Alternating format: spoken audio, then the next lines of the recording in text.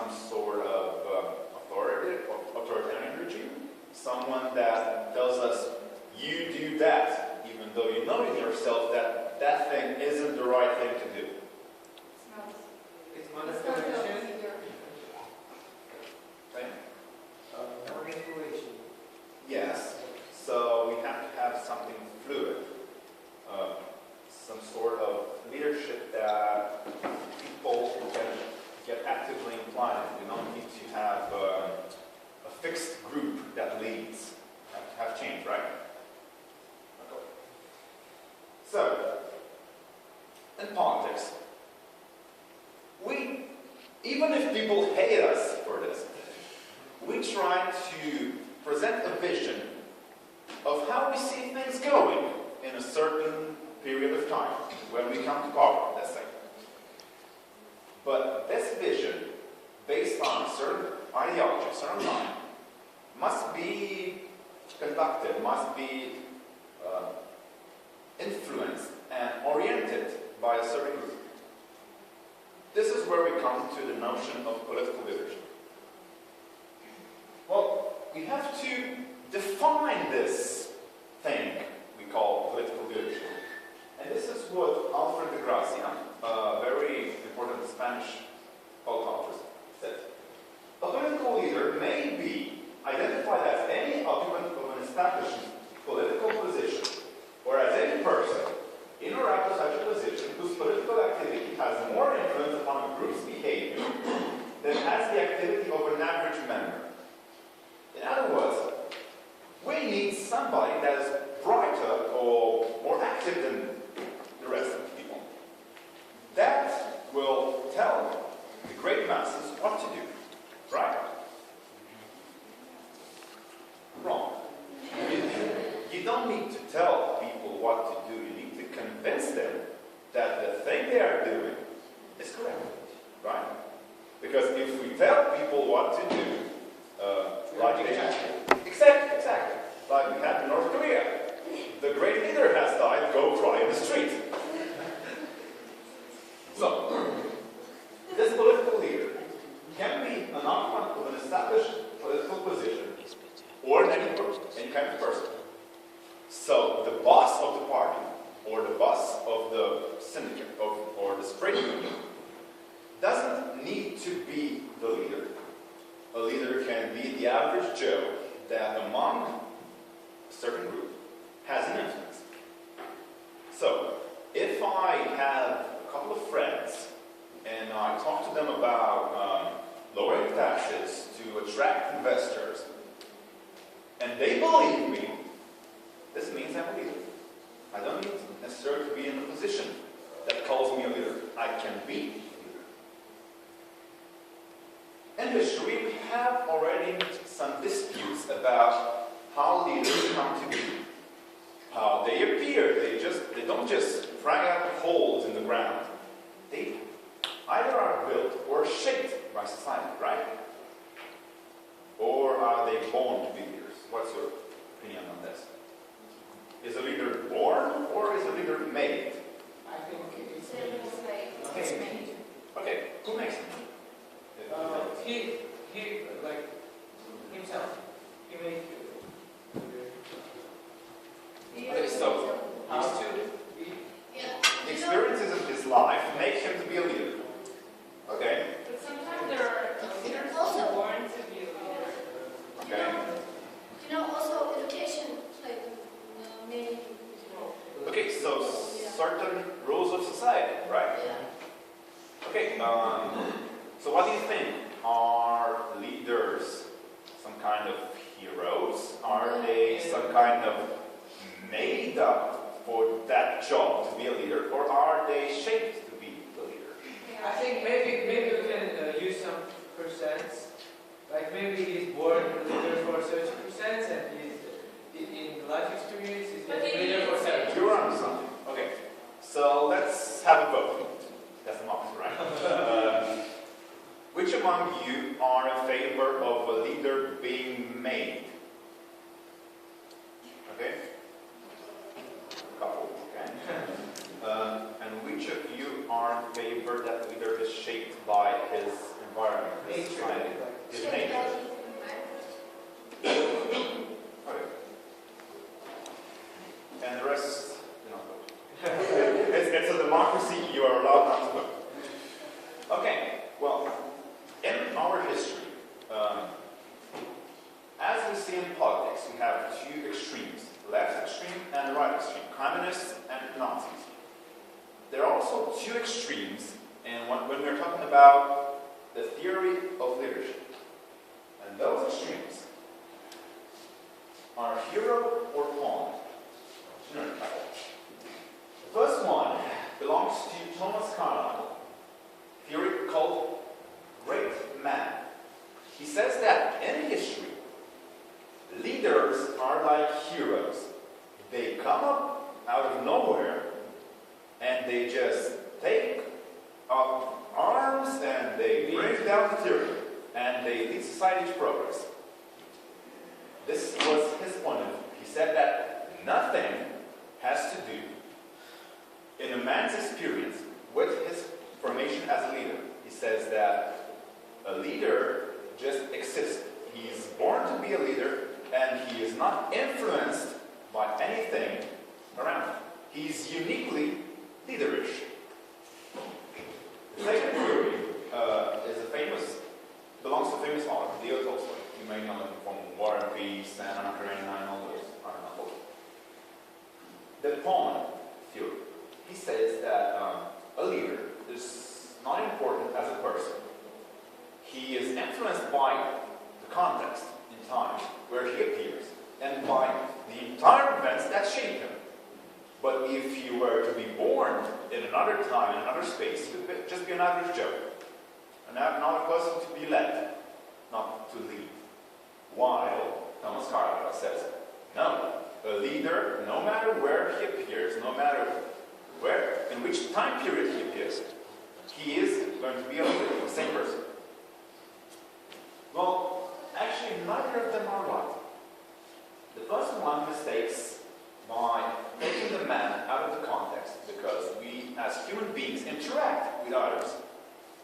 We collaborate, communicate with others. So we are influenced, since we are born, by certain information, certain situations that we pass through. Leo Tolstoy is also wrong, because he says that, well, the individual is just a piece on history's playing board game. He says that we have no control over our actions and everything we do is influenced by society. Truth? Yeah?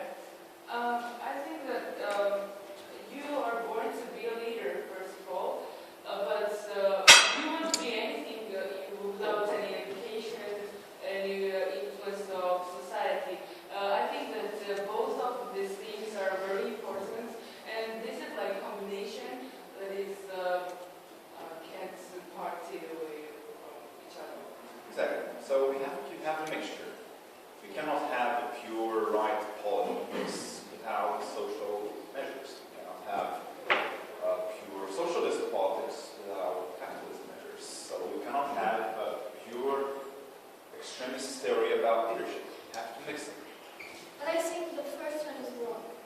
Because, Which one? The first one? yeah. Superman? Yeah, Okay, the why? kids, Why? people can't be born, as leaders. They become. Okay. Let's go to another slide. How many of you know this guy? Nice horse. Well, let's look at Napoleon, for example. He was the man that made Europe tremble, literally. All the great empires of Europe had to come together in a big coalition to stop this guy. And they wouldn't have managed to stop this guy if it wasn't for the Russians. The Russians went to save Europe. Twice. We'll get to that. This guy. Can we talk about Napoleon as an individual who was influenced by his doctrine, by the fact that he was born in a poor family, by the fact that he was the loser at his academy? Hitler was also a loser. Exactly. So can we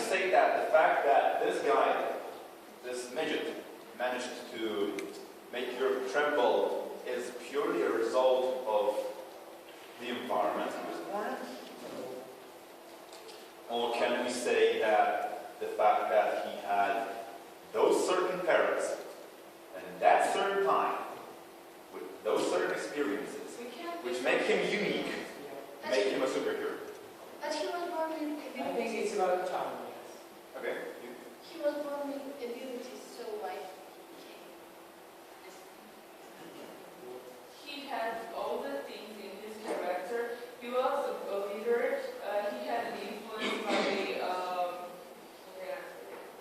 environment where he lived. So he became a great leader. That's the reason. We can't say that he was born like a hero or he was born like a... Yeah, imagine Napoleon. He was like yay tall. And he went to the Italian army of France, which were a band of former prisoners. They had no ammunition, they had no food, they were just the rubble of men brought together to form an army with the promise of freedom from jails. He went to those men and said, I will lead you through the greatest and richest fields of Europe. Those were military at that time. And I will bring you victory far beyond what you can imagine. And you know what? That rabble of hard men from jails, the jails of France, man, they were tough. And they believed him.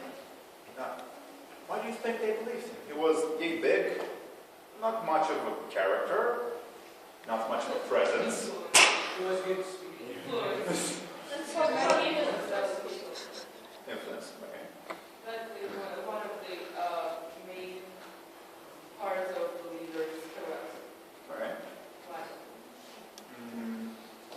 Well, maybe don't you think that the character of Napoleon himself, his individuality, besides the experiences that he had, could have made those men follow him into battle against one of the most feared armies of Europe at that time, the Milanese army of the Austro-Hungarian Empire.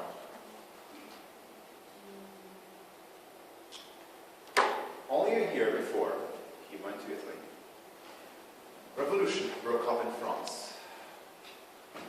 And Napoleon was a poor corporal around that time, walking around. Everything, I think it's about saying something correct time and correct place. Okay. And that's why he was great. Okay, so we can agree that he was both an individual Yes. and a person that achieved what he achieved by the fact that during that time we have the French Revolution, certain social movements in Europe, people wanted freedom of speech, freedom of judgment, all those kinds of things that we now have today with the RAM. Okay, moving on then. So we start out this guy. So, traits of the leader. This is where I shout out to you, Tom. Okay, I want each and every one of you to think of a trait that a leader might have, and tell me why do you think that is an important trait for a leader. Okay, let's start from the back.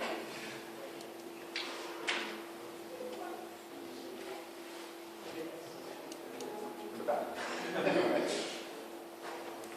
Okay, so, what do you think a leader should be like? He must be active. First of all, he must be active, then he must have imagination, Okay. creativity, and also he must... He must Kevin. be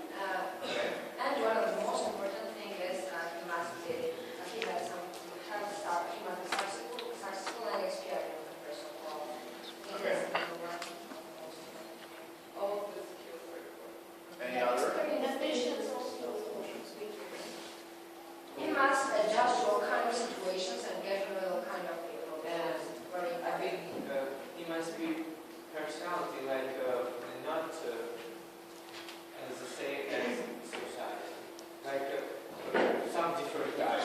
Okay. And Which you will see once and you will remember. and he must follow not his heart but his mind.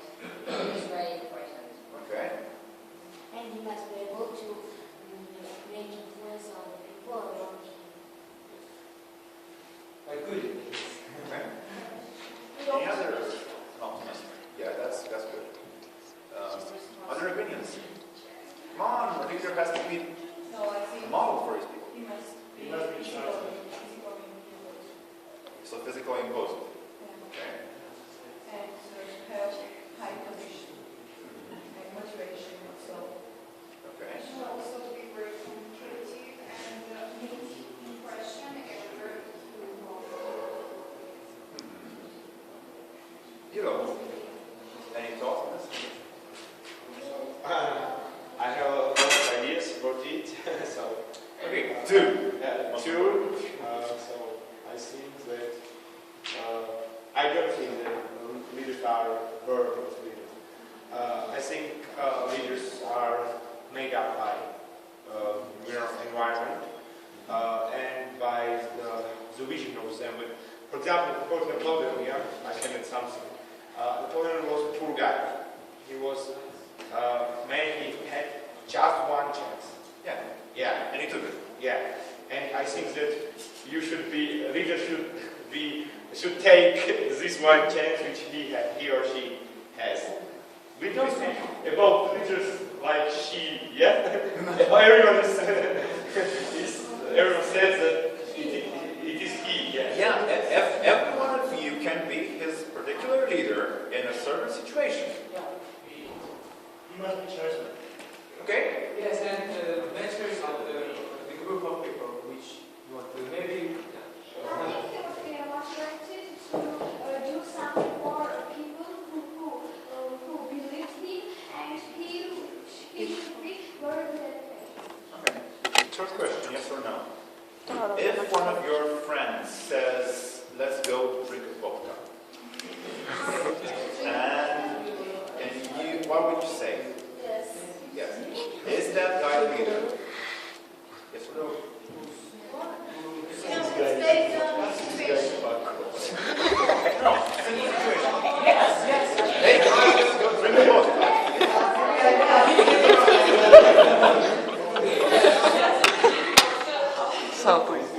Okay, passengers. I think that's yes. He is So he is a leader because he manages.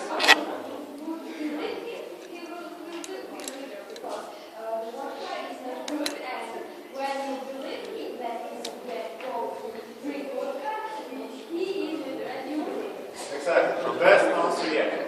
If a leader makes you believe something, it's correct. If somebody makes you believe something, that something is correct, then he is a leader. Yes, and He becomes a leader in your small group. And who says that that guy who convinces you to eat an ice cream or go drink a vodka isn't going to become a leader like Hitler that gathers tens of thousands of people just to listen to him? Move on. why? Yes. Like we don't know his another abilities, but in this situation, in drinking vodka, maybe he's a leader, but in another situation, he needs another abilities. Okay, so Maybe he's not a good but thinker. if the omens, if the gods gather and it is like, well, I like this guy, he drinks vodka like an animal. I want to make him the king of this country, or the dictator of this country. Isn't that possible? Let's say it now. I think no one has a chance to become leader, but everyone can take it. If this guy persuades you to drink vodka, it's a good drink, and it was a good drink, I think he has a chance to become a leader. Exactly. So everybody has the chance to become a leader. That's correct. If they find the perfect scenario, the perfect situation in which to demonstrate their leadership abilities. Now, We will come about later about those leadership abilities. So let's see what two guys who didn't manage to get a date or were invited to drink a vodka came up in the 1950s. These guys, Dr. John B. McConaughey and Dr. Ralph M. Okay? They made some studies on U.S. politicians, some simple psychological tests, to find out what makes them be leaders. So, it's in here. Self-sufficient, extroverted, dominant, self-confident, less fascist, more conservative, intelligent, studious, dependable, active, sociable, have initiative, popular, adaptable, and so on. So, many of the things that you guys said, right? Okay. You might be on something. Now, there is a particular type of leader called the charismatic leader. What the heck is that? Don't look at it. Let's think about it. Charisma. What is charisma? Yeah, when you're speaking very good and when others are listening at you, and when you're talking very short and very good to understand others. Okay, great. Sometimes your speech maybe may not be very interesting, but the audience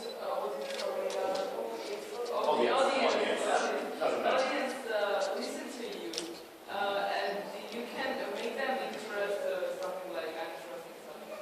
Okay, my friend Larry Pink Floyd, I like that band. Bring down the wall.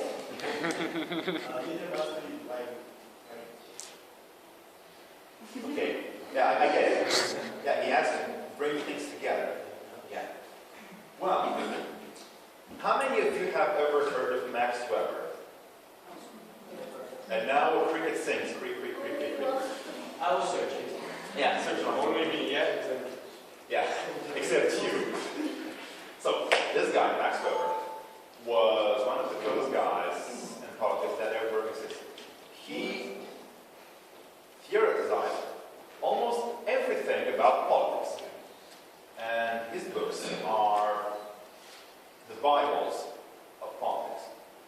And he said this thing: charisma is the quality that enables one man without measurable traits, far exceeding those of his followers. So he isn't someone imposing, he isn't someone greater in stature or in brain than the others. He is just an average Joe. Without coming from any ruling group or holding any office, so he is not of aristocracy, he is not a wealthy man, he is just someone from the people, as they say in America.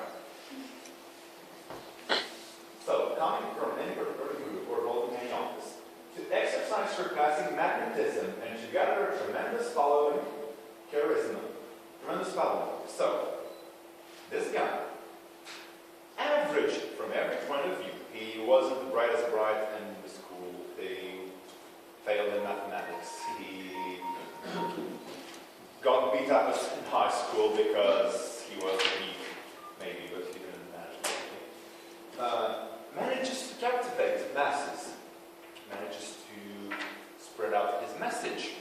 Manages to lead by simple means of charisma, simple means of making himself liked. So, charisma is nor rational, nor traditional, and nor bureaucratic. So it doesn't come from mom. It doesn't come from our common history as a people. And it isn't something that is created by the state at a certain point. Okay, so who was a charismatic leader? Any idea of a charismatic leader in history? I think a leader is charismatic, has a good voice, can use body language, and can persuade with his speaking everyone. Okay, an example. Good, good. So, Hitler. Stalin. What about Mussolini? What about Lenin? What about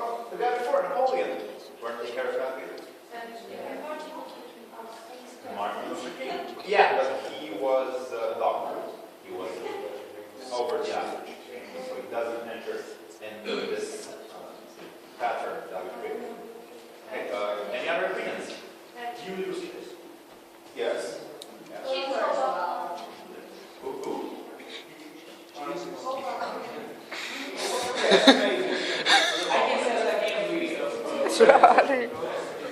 You want to be a leader if you didn't have a charisma, and every leader has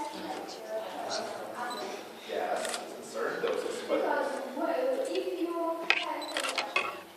have charisma, the people wouldn't believe you, and they want to choose you from the other guys. So you I want to mean, yeah, without charisma. there is a small confusion in terms. You're right. You have to have a certain dose of charisma. But we might be talking about here a certain degree of persuasion. Persuading someone to do something is the same with charisma. But charisma is something that you have at a certain point in time without any preparation. But charisma is about nature. Yes, we are born with it. Or you can. We'll see. Okay. So, we talked about Adolf Hitler, so I presume it's correct. Okay, let's look at this guy. Who was Adolf Hitler? No, before. Before he was little guy. Really? The Jewish guy. And in family they don't love lawyers, love him. Yeah. And he has always problems with his Okay. he didn't teach law, and he hates The Jews. yes. And all non-Germanic people. Hates Well. all. I think that, as I know, Hitler became someone like this because he wanted to make up his output or something. Because when his father died, his family's, Yeah, I understand what you want to say. You got to think outside the box. And thinking outside the box means think simple. Hitler was just your average Jew with no talent. He wanted to be a picture. He wanted to paint pictures. He failed miserably. He lost all his family's fortune. He didn't have much money. And he ended up broke corporal after the First World War. But he had a message. Let's see where we are in the 1930s in Germany. What happens there? Let's look at the big picture. Think outside the box. side. Exactly, economically, disaster. Yeah, it's like a crisis there. After First World War, Germany was very damaging country with two sides, East German and West German, and they had no The first economy. The first World War. What? The first one. That's First World War. So economically, disaster. The German army, the military German army, crushed by Versailles. Germans, since times of the 16th and 17th centuries, they were taught that their only trade was the military German army. Children from Roibu taught that their only duty is to serve their country as soldiers.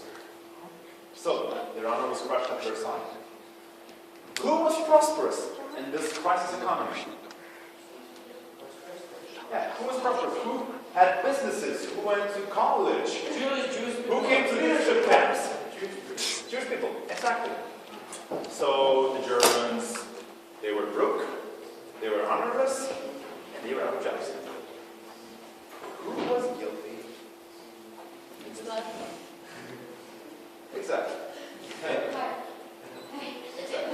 In their minds, in their imagination, the Jews were guilty. But they were afraid to speak up. The Jews had the money, the Jews had the power, the Jews controlled politics. The Jews regulated taxes. They measured pensions, retirement funds, all that. crazy to talk about the power of people. If I go to a guy who owns 6 Mercedes, 2 football teams, and Aston Martin, and I say to him, man, you're a medium, what will happen? He will time me. He will time me up and beat me. Or not me, his boss. This guy was crazy enough to say, kill the Jews. And he had the perfect speech at the perfect time, with the perfect background, to convince 40% of the German population to vote him so that he became chancellor. Well, and the rest, panzers over Europe, Second World War, disaster. He made believe other people, other German people, that they are like with pure blood. Yes. With blue blood. Yeah. They are special. Yeah, you actually use another German technology. A book written by a Roman author called the Germain, in which he talks about this German people, ancient German people that were a pure race, were actually superior to Romans. Well, that book is just a fairy tale. It exists, but the author wrote as a fairy tale. But he managed, together with people around him, to convince the German people that they were a pure, superior race. How did he do that? By the power of speech at the right moment. He had charisma. This was a character. So, okay, we talked about the traits of a politician, of a great leader. But let's talk about what jobs they have. Man, these people don't just leave and that makes them eat. They have to have jobs. They have to go to their boring job each day, press the computer buttons, then go to the top and lead the revolution. So what do you think politicians' job are? Different ones, very different. Even you said about Hitler, he was a very good leader. None. Good enough. Okay. But as I noticed, all presidents are like lawyers. Oh, yes. Good point. Lawyers. So, in America, we have a lot of lawyers, presidents. Let's look in England.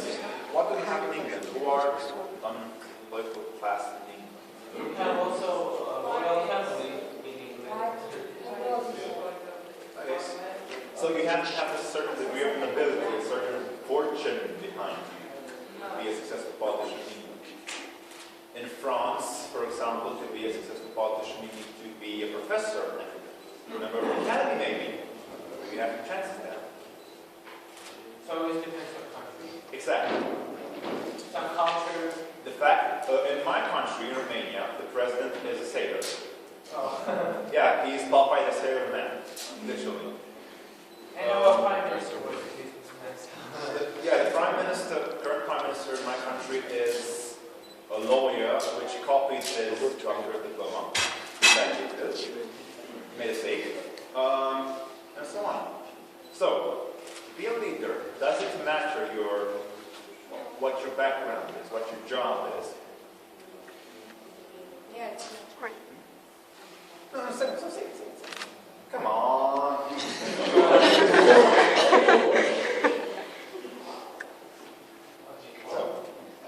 The main thing I think is it doesn't matter what profession you have, but you should be good at this profession. If you are a painter, you should be a good painter. If you are, for example, sailor, you should be a good sailor. Okay. Do you think these professions help you? I mean, does being a lawyer make you a better president? Doesn't being a rancher in Texas make you be a better president and a lawyer? When you know what is the value of your job, like when you're in Texas and you became a president, you think you see the difference between them. You know how it is to be in Texas, and you know how it is to be a president, and that's a good difference. And Okay, the ex-president is the best president, I guess, yeah, by your logic. Okay, so do we agree that the background is somewhat important for your leadership skills, but not the main element? Yeah, it's important, but not main. It's very important because sometimes these skills will be final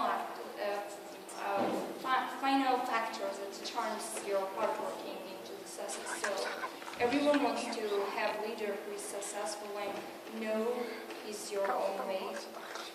So, I think that it doesn't matter what kind of profession you have. The person must have a goal, and if he or she do everything to be successful, it will. okay. For example, for some people, they appreciate the background. For example, the porn star could not be president. Why not? Now, for my opinion, he can, but that- many people don't If think that so. girl has sufficient likes on Facebook, I guarantee she can be the president of a small country, like Tropical, for example. Maybe, but for many people, it's important. For example, if president is not a lawyer or some serious question, so they don't. So you're speaking They don't treat him from seriously. the perspective of an educated, right? Yes. But let's think at a simple farmer in the countryside.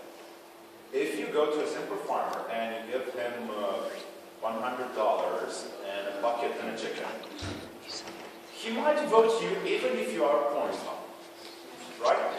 Yes. And if me as a lawyer, I go to him and I talk to him about certain laws and certain codes and how I reduce taxes, and He don't like this. he'll look at you and he'll say, what? So you said that money can make you leader?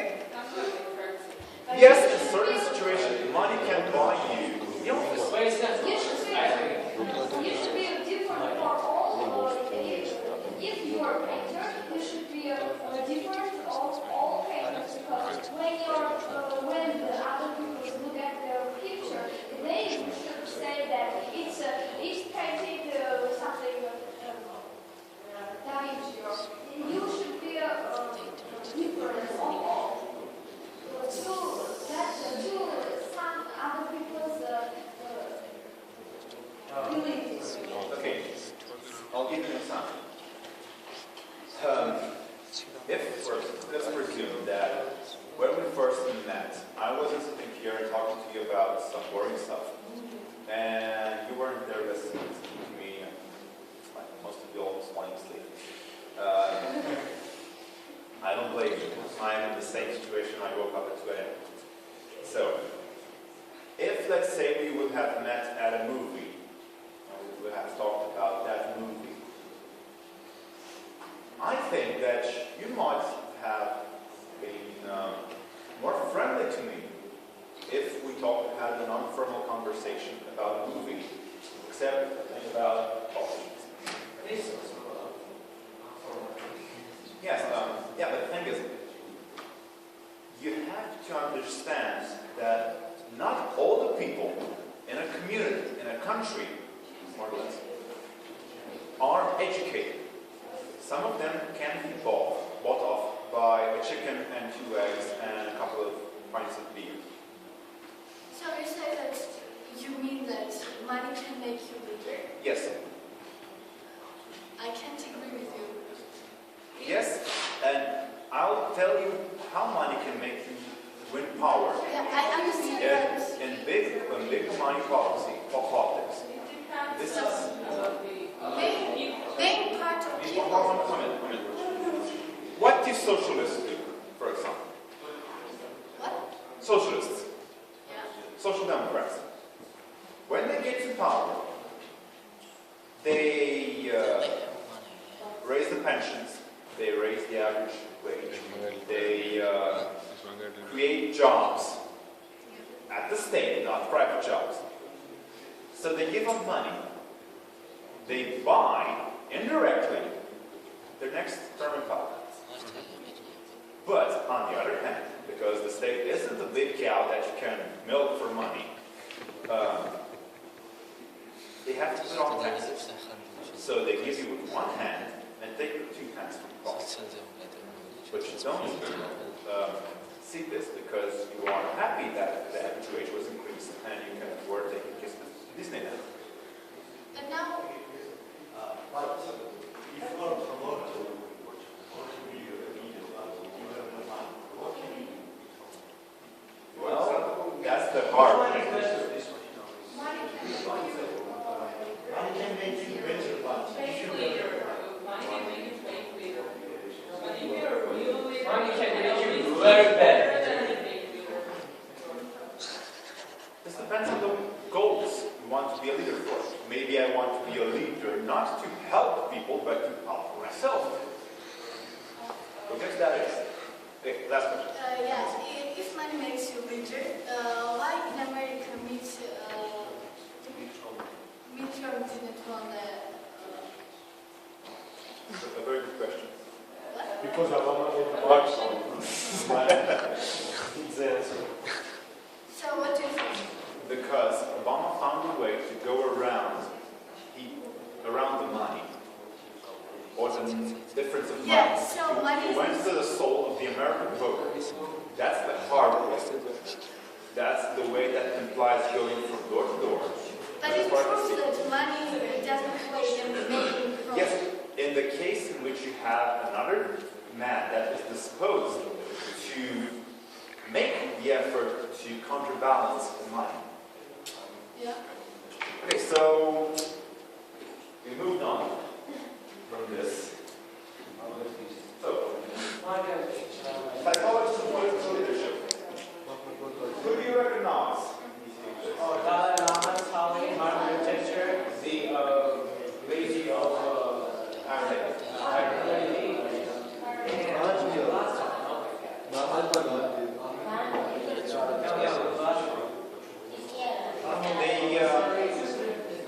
They each were leaders of their peoples. India, Russia, Great Britain, America. They were leaders of their peoples, but they had different approaches. The fourth, I won't mention his name because you won't hear it, is an economist that he led the American Treasury for more than 30 years. And by his policies, he influenced every American president and every political decision in America. Well, the fact is that we have people that influence their cultures by different means. One influenced it by peace, one influenced it by terror, the other by an iron fist, the least by money. So we can have progress, say, by different means. So this means that we have different kinds of leaders that can take us to the same approximate goals, right? The main thing is like to make people believe and make some group who will come with you. Yes, but let's say one small. Who did he convince to join him? That he was the good guy? But he was killing everybody who was against him. Exactly. So if nobody joins me, then let's kill him. Yeah. That was his ideology. Margaret But Thatcher. as a leader, I think he was a good leader. We'll come back to this. Margaret Thatcher. She said, if I cannot convince them, I'll force them. By the power vested in me. Is a political one? The governor of the Treasury said, if I cannot convince them, I'll cough out their money, and they'll be powerless. And Gandhi said, if I cannot convince them, then that's it. Yeah. I will don't care. She was like Margaret. Exactly. So the first guy that thought about political typologies, typologies of a leader, was Aristotle. He thought about the number of rulers and the effect of good and evil. If you have good governments and you have bad governments. So, I'll just pause for him. He said, if I have one ruler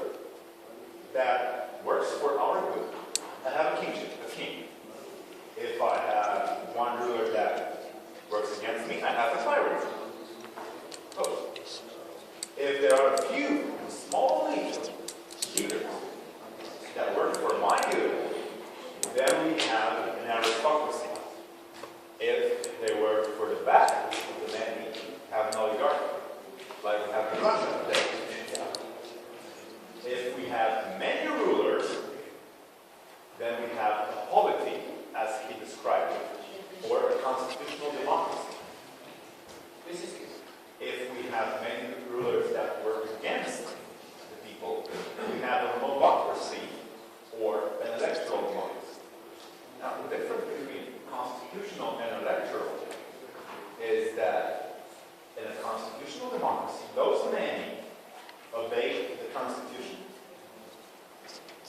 And the other one, those many do whatever they want. They can change the Constitution to suit their goals. Then, he looked at the meanings of leadership. How would you see a good leader? As the leader that does the job that he is assigned with, by any means necessary, or as the leader that looks at the way that he does it. Which is the good leader? Second? First one? So, first one, example. If Transnistria wants to join Moldova, I will send the 14th Army and crush them with my tanks. I have protected Russia's interests, but I have crushed the country. That is an effective leader. The population might perceive him as a good leader because he got the job done, but they also might perceive him as a bad leader because the way in which he did it is wrong. So, we can agree that the leader must be both effective and ethical at the same time, right? He has to get the job done, but he has to get it done in the right way. Correct? Some doses. Okay. I'll pause over this because you'll fall asleep if I talk to you about these things. No, I look at your faces and I understand. And I don't want to make you cut your veins or something like that because I have already assumed impoverished conscience. Okay, so in 1949, this publication, Educational Leaders Party, identified 21 types of possible leaders based on everything we saw until now: background, character, experience, abilities, aspect. I'll go through them fast if you want. If not, I can give you the material and you can go through them by yourself and then ask me. So, we do it together? Let's vote. Who wants to do it together? Together, come on guys. Yeah, you're the most expressive one of all of us. Okay, but then you have to ask people who don't want this, and also this if they just have an idea. If you want, if you guys, some of you guys want to sit off and talk about this, then I'll sit with you. But I prefer you relate in this room with some basic information about leader and not being something like, oh man, it's just like I'm high. This guy bored me to death. So we'll leave this by now. So, your sentence, typologies of leaders, what does it mean, hands-on, mystic? Leader must be mystic. Mystic is that kind of leader. He cannot show everything. He must have something for sacred, yeah? In a way, you can consider Adolf Hitler a mystic leader. They not have to be in a single category. They can be in multiple. They can be a prophet, a statesman, and open-minded. Well, the mystic tries to base his authority on something that comes from his mythology, or his people's mythology. Like Hitler. Hitler tried to influence his people by the fact that he proposed the idea of the pure, superior German race. He was mystical about it. He talked about something, stuff of legends. He even rewrote the Bible, in which he talked about Jesus as an Aryan, not a Jew. Yes, there are copies. This is something I want to linger on with. Woman types of leaders. These come up and come together with the other types, the other 20 types of leaders. The pet or little sister rise together. This is how Roosevelt cancer made it. Well, it's like you care for them and you look up for them. really. Well, the mother is that caring, nursing type. She wants to take care of the ones she leads, like she takes care of her children. She wants to nurture them. She wants to keep them safe, even though there are moments in time when you have to kick them out of the house. The pet or the little sister is the one that tries to achieve something. She fails in achieving that something, and then she tries to get out of a particular situation by using her cuteness. Yes, this is the term, cuteness. She tries to use her feminine advantage, not in a sexual way, that's number 3, to get out of a bad situation for her image as a leader, or to try to impose her view on a group. You all heard about the expression puppy dog face that many of our little sisters do to convince us to buy them candy. That's the pet. The sex object, as I said, tries to use her sexuality to influence leadership decisions. One such example was a Romanian politician called Anna, who came to you and he said, I want this law passed. This was back in the communist regime. I offered to sleep with you if you get the law passed. If you accept it, good for you. Actually not, she was ugly like hell, but if not, she would have said, good luck. Yeah. Another example is Eva Brown. She used her sexuality to manipulate Hitler in taking certain decisions in her interest. Many people do this. Probably. I don't like to point out names. And the fourth one is the Iron Maiden. The most good example of this, the best example of this is Margaret Thatcher, which used an iron fist and an iron will to control her government, to impose her leadership. The problem is that when the Iron Maiden fails in a certain policy, her downfall is very fast and very damaging to her image and to her previous policies. Even now, after Margaret Thatcher's death in England, there are still people that hate her. Well, Also, I think it's their decision. I'll pause. Yeah, Okay. like politicians which we have nowadays, for example, Angela Merkel or Condoleezza Rice. Yeah. They are, I think, good leaders. As a woman. How much they are unrelated? Not related, but good leaders.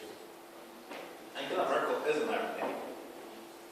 Because when Angela Merkel wants to impose the EU budget, she calls Paris and she says, Qu'est-ce que tu fais, mon amour? You know that I have made large investments in France. I could call easily my investors to pull out of France and your country would go bankrupt. So, why don't you budget for the EU? What do you think about it? Well, Mr. Merkel, it is fine. So, we come to the 21st century. Now what? Now what? Now what?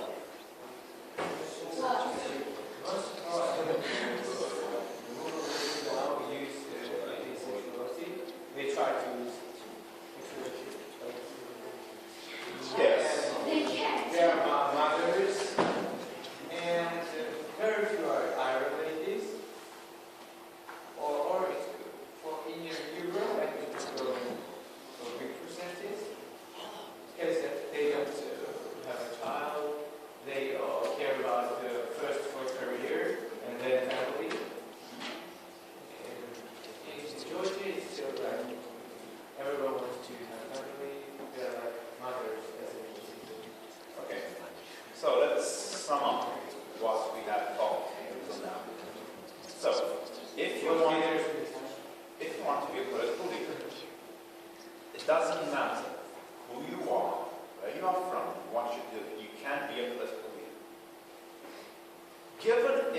have a certain experience in the field, or you have the dedication to learn and to gain that experience.